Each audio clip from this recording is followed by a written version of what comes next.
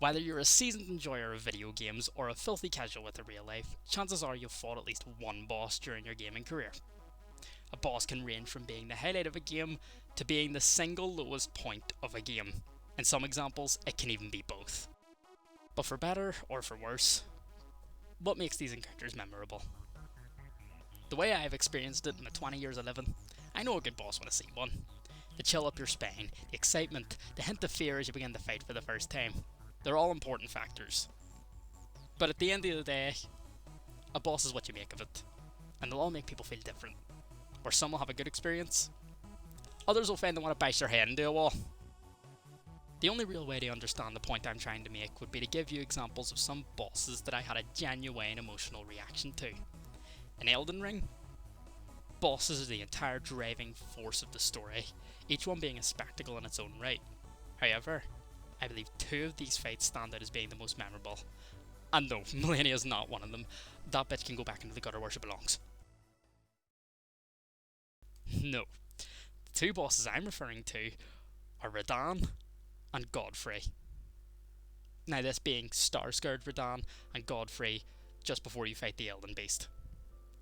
I only finished my first playthrough of Elden Ring about a day before writing this script, and after everything, I'm certain that these two are going to stick with me for as long as I live.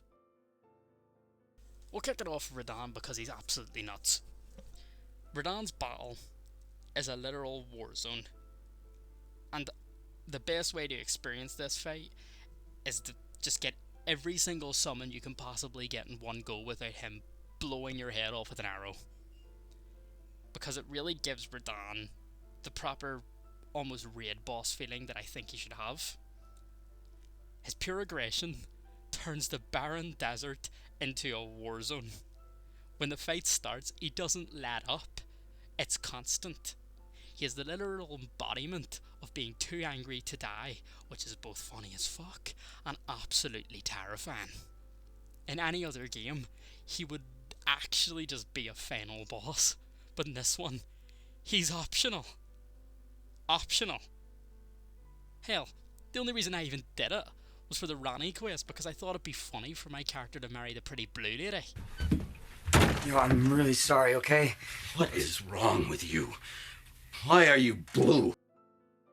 And then put this in contrast with Godfrey, who is my favourite boss in this game by far. He acts like a brick wall to the final boss, the final obstacle stopping you from fulfilling your goal, and by God does he do his job. The battle begins as like a sort of duel, but quickly turns into a clash of just pure hands by the second phase, and the build up is done amazingly, because you fought him once before earlier in the game, phase 1 being sort of retread of that, so the game's rewarding you for remembering that first fight. But then throws it all out the window when the man decides just to throw his axe down and start beating the crap out of you. And never in my life have I been so happy to get absolutely pummeled because this man was just so cool. But that's what Elden Ring is all about. It's these huge, larger than life battles that get your blood pumping, and they make you want to come back for more. They taunt you. They hit you so hard. You're forced to learn. You're forced to get faster. And every time you fail, there's just 3 words ringing in your head. One more try. So why not talk about a battle to contrast with this? Sans.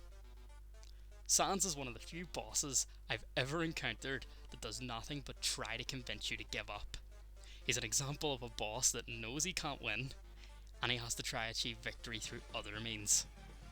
He changes the rule of the fight, he takes advantage of every loophole, and he will stop at nothing to get the player to change their mind.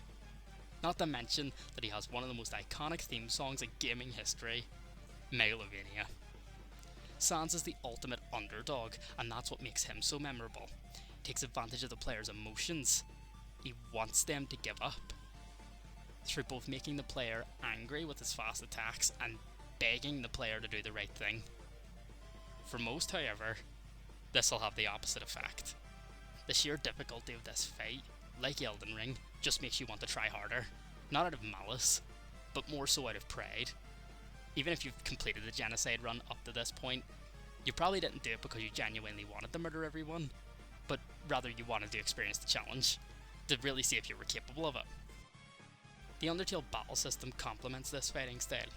You need to learn his attacks, you need to learn which risks to take, not too dissimilar to Elden Ring.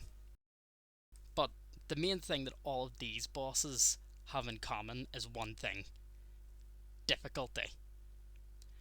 Now, what about a boss that isn't particularly difficult? Goro Ikachi is a late game boss in Persona 5 that really isn't difficult at all.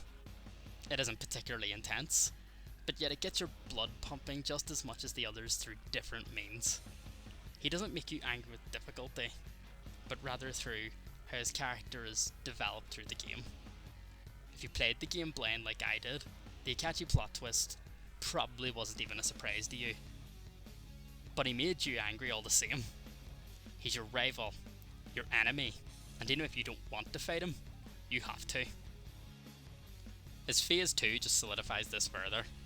He becomes crazed and desperate, but at the end of it all, he chooses to make the ultimate sacrifice to save you, not out of remorse, but because he realises that you are the only person who can see the common goal through to the end. He remains firmly in his beliefs till his very last breath, which is a perfect way for his character to come to an end. He is an irredeemable murderer, but he still chose to make that decision. The first choice he ever made for himself was also his last. This is evidence that a boss doesn't need to be difficult to make you feel something, because ultimately, as I said earlier, a final boss is just what you make of it. Any boss could be perfect when it's seen with the right eyes. What's most important is that it makes you feel something, that it gets your heart pounding, that it makes you want the victory, that it makes you want to keep getting back up, and above all else, that it makes you want to kick some fucking ass.